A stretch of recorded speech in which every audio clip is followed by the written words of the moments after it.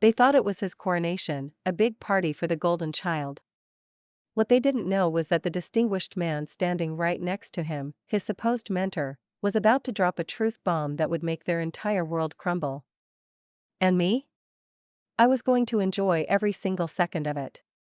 For 15 years, I was basically a ghost in the machine of my family's company. My name is Kelly, and from the day I graduated high school, I poured my soul into Sterling Industries, the business my grandpa built and my dad inherited. I wasn't just some employee, I was the foundation. While my friends were off at college, I was learning inventory management. While they were backpacking through Europe, I was on the phone with suppliers at 3 a.m. I missed birthdays, weddings, you name it, all because a production line was down, a client needed calming, or the books wouldn't balance. I even secretly funneled my own savings into the company during a tough year, thinking my sacrifice was for the good of the family. My younger brother, Leo? The complete opposite. He was all charisma, zero character. My parents worshipped him. They saw his recklessness as passion and his laziness as a sign he was meant for bigger things. He got to go to business school, a luxury I was never offered, and came back with a degree and an ego the size of a planet. He'd breeze into the office for a few hours, drop some buzzword-filled idea he'd skimmed from a blog post, and then vanish for a 3-hour lunch. My dad would just clap him on the back and praise his vision. Meanwhile, I was the one cleaning up his messes and making sure the company didn't implode from his incompetence. My parents saw me as reliable, steady, solid. But they confused my dedication with a lack of ambition. Kelly is the workhorse, I overheard my mom tell an aunt once. Leo is the thoroughbred. They figured he just needed a big chance, a project to fix him. I was just part of the furniture, useful, but totally invisible.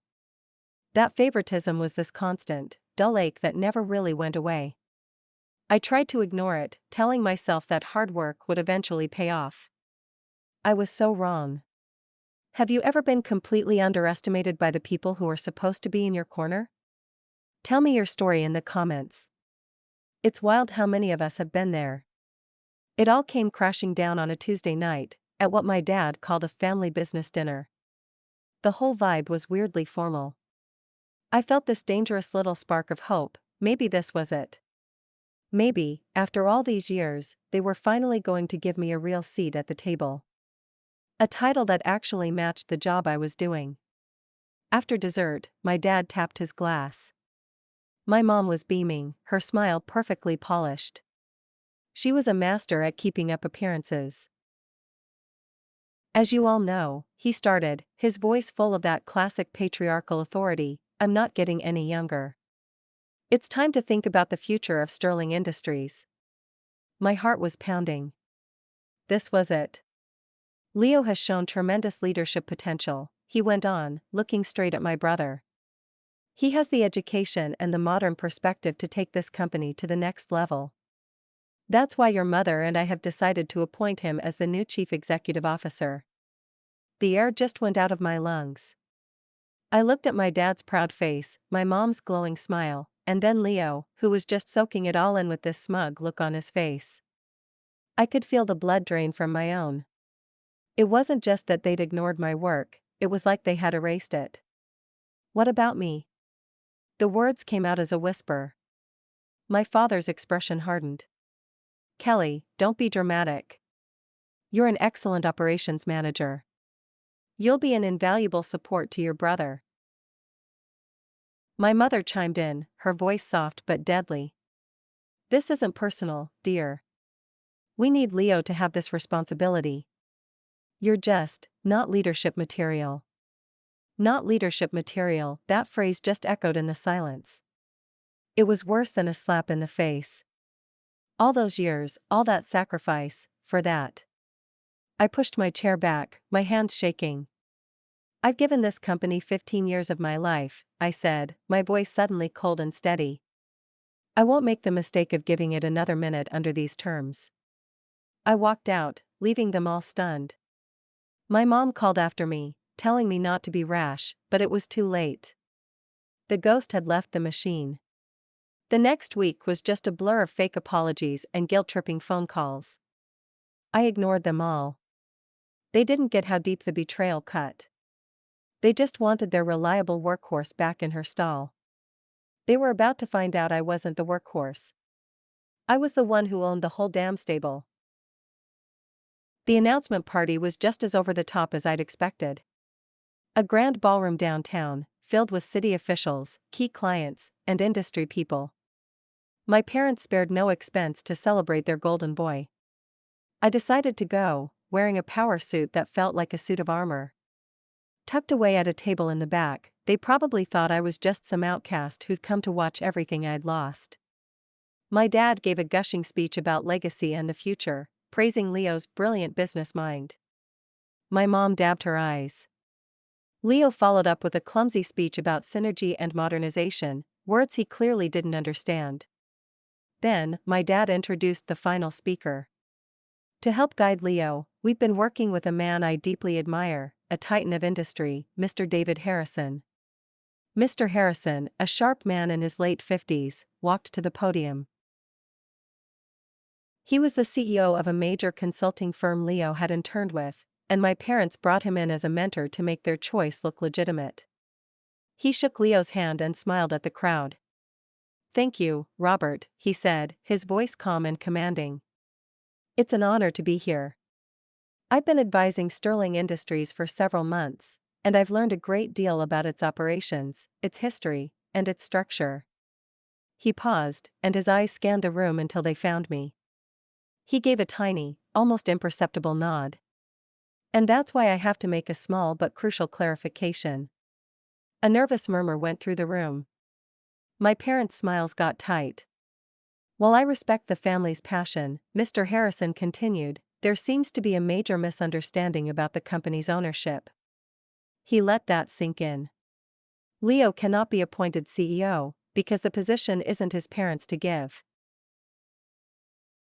You see, the controlling stake in Sterling Industries, 51%, to be exact, is not held by Robert or his wife. He held up a document. It's held in a trust set up by the company's founder. A trust that matured on the beneficiary's 30th birthday, which was 2 years ago. The room was dead silent. My dad's face went ghost white. My mom just looked confused. Mr. Harrison looked straight at me, his voice ringing out.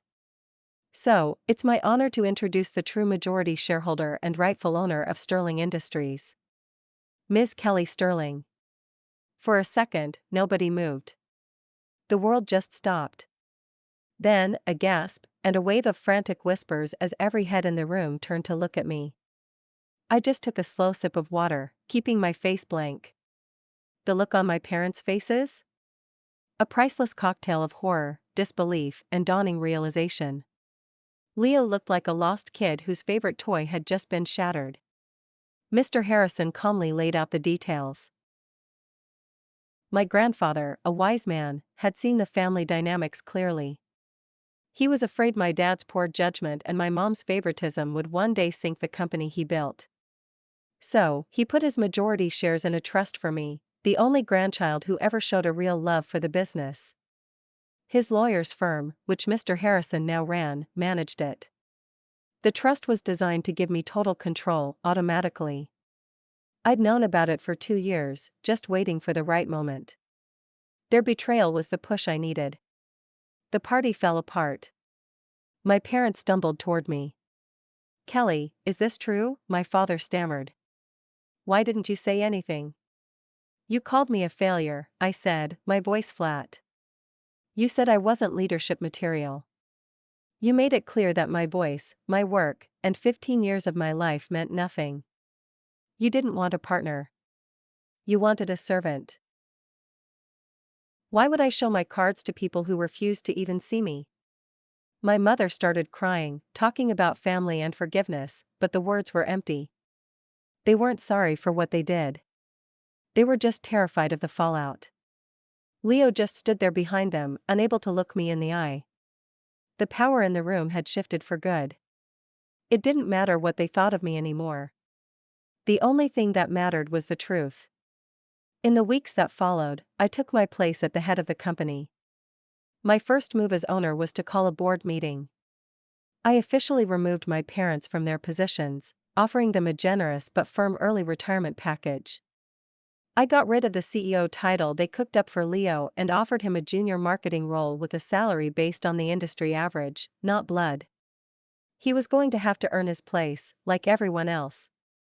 My relationship with my family is broken, maybe for good. They can't seem to grasp that this wasn't revenge. It was survival. It was the direct result of their own choices. They tried to write my story, casting me as the reliable failure so their golden child could shine. But they forgot one little thing: I was the one holding the pen. My success isn't defined by their approval anymore. It's defined by my own resilience. I learned that you have to build your own self-worth, brick by painful brick, because no one can give it to you. And sometimes, the best thing you can do is let people underestimate you. Let them call you a failure.